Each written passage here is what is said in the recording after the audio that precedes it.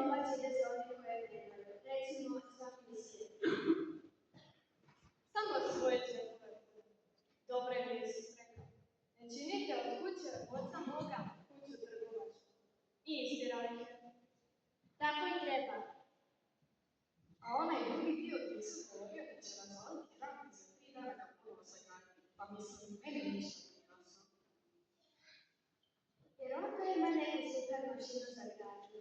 Meni je još jasno ovo da će me razvaliti. Staviš neki eksploziv i sve ruši. Ali 3 dana za gradnju. A to ničim ne znam. Taj se hram gradio 46 godina. Stanite malo s paničarima i radite svojim malim glavinama. Na što vam služe?